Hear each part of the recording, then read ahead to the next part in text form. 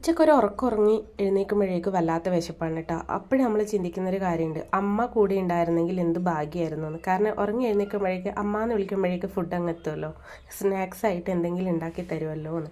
ഇതിപ്പോൾ പിള്ളേർ അമ്മ എന്ന് വിളിക്കുമ്പോഴും നമ്മൾ വേണ്ട ഉണ്ടാക്കി കൊടുക്കാൻ. ആ അമ്മയുടെ സ്ഥാനത്ത് ഇപ്പം നമ്മളായി. അപ്പോൾ പിള്ളേരൊക്കെ ഉറങ്ങുവാണ്. അപ്പോൾ ഞാൻ വിചാരിച്ചെന്നാൽ അവർ എഴുന്നേൽക്കുന്നതിന് മുമ്പേ എന്തെങ്കിലും ഉണ്ടാക്കി വെക്കാമെന്ന്. അപ്പോൾ ഒരു 2-3 ദിവസം മുമ്പ് ഞാൻ മലയാളിക്കടയിൽ പോയിട്ട് നേന്ത്രപ്പഴം വാങ്ങിക്കൊണ്ടുവന്നിരുന്നു. അപ്പം അന്ന് പച്ചയാണ് കേട്ടോ എടുത്തത്. അത് ഫ്രിഡ്ജിൽ വെച്ച് ആവശ്യത്തിനനുസരിച്ച് ഒരു 1-2 ഒക്കെ പുറത്തെടുത്ത് വെച്ചിട്ട് പഴുപ്പിക്കുക. അപ്പോൾ പിന്നെ കുഴപ്പമില്ലല്ലോ, നമുക്ക് വേസ്റ്റ് ആവത്തില്ല. ആവശ്യത്തിന് പഴവും കഴിക്കാം, പിന്നെ പഴം പൊരിച്ചിട്ടും കഴിക്കാം. അപ്പോൾ ഇത് ഏകദേശം പഴുത്തതാണ്. 2 ദിവസം മുമ്പേ എടുത്ത് പുറത്ത് വെച്ചു. അപ്പോഴേക്കും മണിക്കൂട്ടി എഴുന്നേറ്റു. പിന്നെ ഞാൻ ചെറുതായിട്ടാണ് പൊരിക്കുന്നത്, കാരണം നമുക്ക് പാത്രത്തിൻ്റെ ഒരു ബുദ്ധിമുട്ടുണ്ടല്ലോ.